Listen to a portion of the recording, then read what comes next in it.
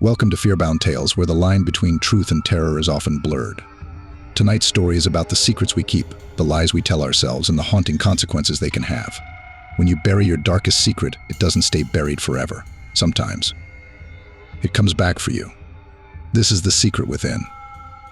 Kara Parker hadn't thought about her hometown in years.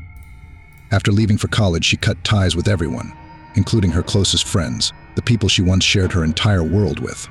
Life had moved on, and so had she, or so she thought.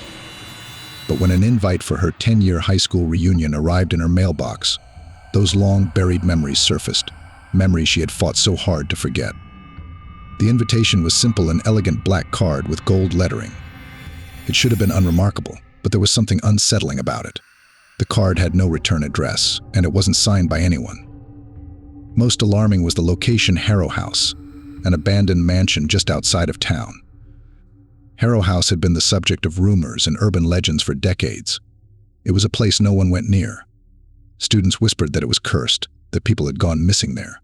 Even as kids, Kara and her friends would dare each other to go inside, but no one ever did. That mansion had a reputation for being haunted. Kara flipped the invitation over. A single line, written in dark red ink, sent a chill down her spine. The truth is waiting for you. The truth. That was what scared her the most. She had a secret, a terrible one, something that had happened the summer before senior year. A secret that bound her and her old friends together in silence. A secret they had all sworn to keep, no matter what. Kara tried to shake the sense of dread that crept over her, but it wouldn't leave. She knew what this was about, and she knew that she couldn't ignore it. The truth was waiting. And so was something else. The drive back to her hometown felt surreal. Kara hadn't returned in nearly a decade, not since she had left for college and built a life far away from the painful memories. As the town's familiar landmarks appeared on the horizon, her stomach twisted with unease. The roads, the trees, even the air, all of it felt different now, darker, as if the town itself was hiding something. When Harrow House finally came into view, Kara's hands tightened on the steering wheel. The mansion stood at the top of a hill, looming over the landscape like a decaying sentinel. Its once grand structure was now a crumbling ruin, its windows shattered and its walls covered in creeping vines. The place looked as if it had been abandoned for centuries. But there were cars parked outside. Her friends were already there. Kara stepped out of her car, feeling the cool evening air on her skin. She spotted them standing near the entrance. Mia, the former cheerleader, still as glamorous as ever but with a nervous edge to her posture. Jake, who had once been the class clown, now somber and withdrawn, and Evan, Kara's high school boyfriend, who looked just as conflicted as she felt. The reunion was awkward. None of them had spoken much in years, and their shared silence weighed heavy between them. The reason they had drifted apart was painfully clear: the secret they had kept, the one that had haunted them all. "You got the invitation too?" Mia asked, her voice shaky. Kara nodded. "It said the truth was waiting for us," Evan said grimly. "But who sent it?" No one had an answer. But they all knew what truth the invitation referred to. The memory of Lena, their fifth friend, flashed in Kara's mind. Lena, the quiet one, who had been there that summer night. The night everything had changed. With a shared look of apprehension, they headed inside. The heavy wooden door creaked open, as if it had been waiting for them. The inside of Harrow House was worse than the outside. Dust coated every surface, and the air was thick with the scent of mildew and decay. Cobwebs clung to the corners, and the once lavish furniture was now little more than skeletal remains. But what struck Kara the most was the cold. Even though it was early summer, the air inside the house was frigid, unnaturally so. The group walked slowly through the grand foyer, their footsteps echoing off the cracked marble floor. None of them spoke, but the tension was palpable. They were all thinking about the same thing that night, 10 years ago, when their lives had changed forever. It had been a hot summer night, just before their senior year. The five of them, Kara, Mia, Jake, Evan, and Lena, had driven out to the lake after a party. They were drunk, carefree, and reckless, as teenagers often are. They had been laughing, listening to music, and daring each other to do stupid things. And then the night took a dark turn. Evan, always the one pushing limits, had suggested they go for a joyride around the lake. The narrow road that circled the cliffs was dangerous, especially at night, but Evan insisted it would be fun.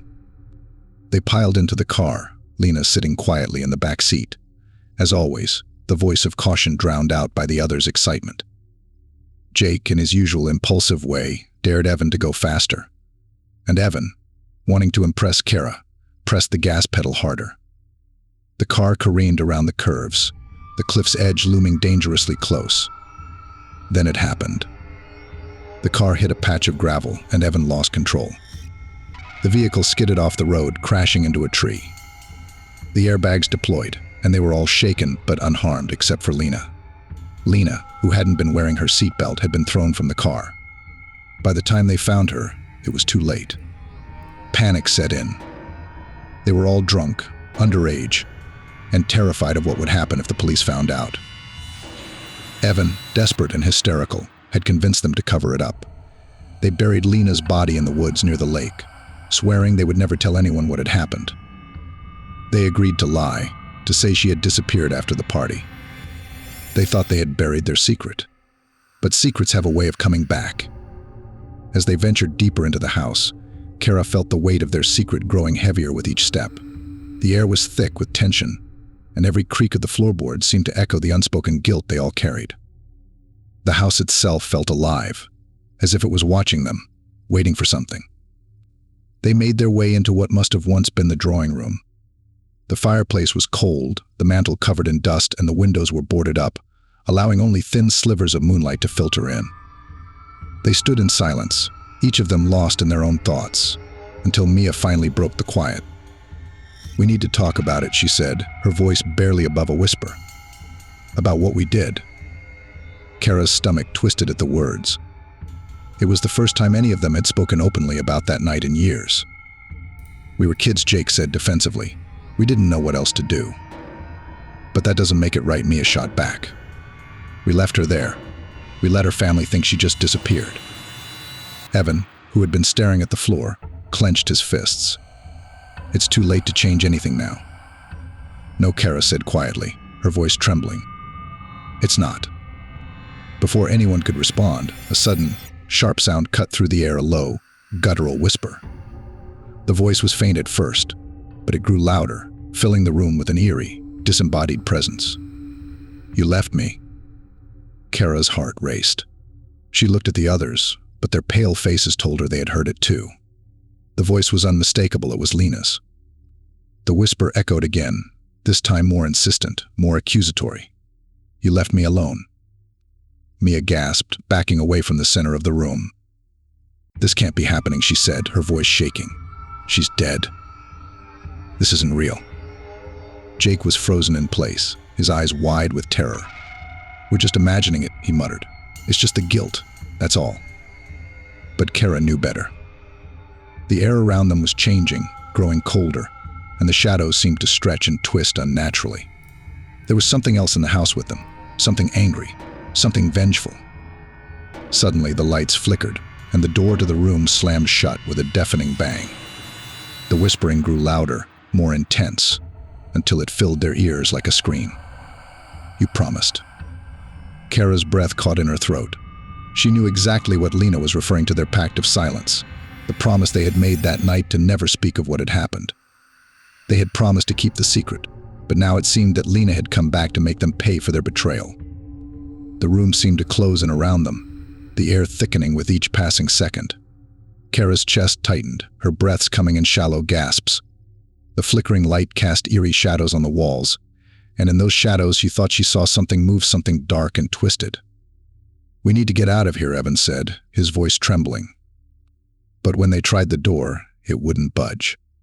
It was as if the house itself was conspiring to keep them inside. Jake pounded on the door, panic overtaking him. "We're trapped," he yelled, his voice cracking. "Calm down," Kara said, though her own fear was rising fast. "We'll find another way out." They turned back to the room, searching for any exit, but before they could move, the whispering returned, louder this time, filling the room with a sense of overwhelming dread. "You buried me." The voice seemed to come from everywhere at once. It was Lena's voice, but it was different now, distorted, filled with malice. The temperature in the room dropped sharply, and their breath became visible in the icy air. Kara felt a presence behind her. Slowly she turned, and there, standing in the corner, was Lena. But it wasn't the Lena she remembered. This Lena was pale, her skin mottled with dark bruises, her clothes torn and bloodied. Her eyes were hollow, dark pits, and her mouth twisted into a grotesque smile. "You thought you could hide the truth," Lena whispered, stepping toward them. Her voice was a chilling mix of sorrow and fury. "But I never left."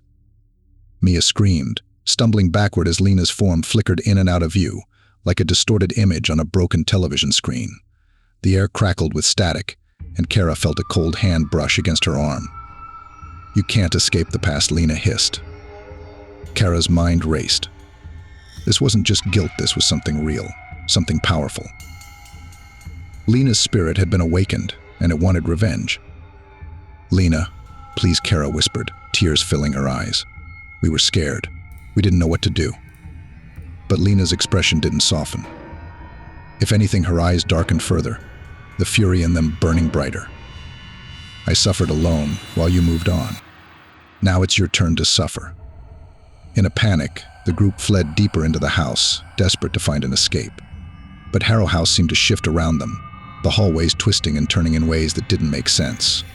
Doors led to nowhere, and the walls seemed to close in on them, suffocating them in their fear. Mia was the first to break. "I can't do this anymore," she sobbed, collapsing against a wall. "She's going to kill us. We're never getting out of here." "We have to keep moving," Jake said, though his voice lacked conviction. "There's got to be a way out." But Kara knew the truth. This wasn't just about getting out of the house, it was about what they had done, the lie they had told, and the price they were now paying for it. "We can't run from this," Kara said, her voice trembling. "Lena wants something from us." Evan glared at her. "What are you talking about?" "She wants the truth," Kara whispered. "She wants us to admit what we did." Jake shook his head. "That's insane. What good will that do now?" But deep down, Kara knew it was the only way. The past had finally caught up with them, and the only way to make it right was to face it head on. With a heavy heart, Kara turned to the others. "We have to tell her the truth, all of it." They gathered in the center of the house, their faces pale and drawn. The air around them was thick with tension, and Kara could feel Lena's presence growing stronger by the second. Taking a deep breath, Kara spoke the words that had been haunting her for years. "We're sorry, Lena," she whispered, her voice cracking. "We were scared. We didn't mean for it to happen. We should have told the truth. We should have come forward." Mia's sobs echoed through the room as she spoke next. "I'm so sorry, Lena. We didn't know what to do. We were stupid. We were selfish." Evan and Jake added their own apologies, their voices heavy with regret. Each confession hung in the air, thick with guilt and sorrow. For a moment, nothing happened. The house was silent, the oppressive weight of the air lifting slightly. But then, slowly, Lena's form appeared before them again. Her eyes were still hollow, her body still broken, but the fury in her expression seemed to fade, replaced by something else, something like sadness. "You left me," Lena whispered. "You left me to die." "We're sorry," Kara said again, tears streaming down her face. "We're so sorry." Lena's form flickered, her body growing fainter, more translucent. For a brief moment, Kara thought it was over, that their confession had freed Lena's spirit. But then Lena's voice, soft and broken, whispered one final word. "Too late." Before any of them could react, the house erupted in chaos. The walls shook violently, and the floor beneath them split open, revealing a dark, gaping void. The air filled with the sound of Lena's voice, no longer soft but a deafening, agonized wail. "You buried me. Now you will join me." Kara screamed as the floor gave way beneath her feet. She fell into the darkness, her body tumbling through the cold, suffocating void.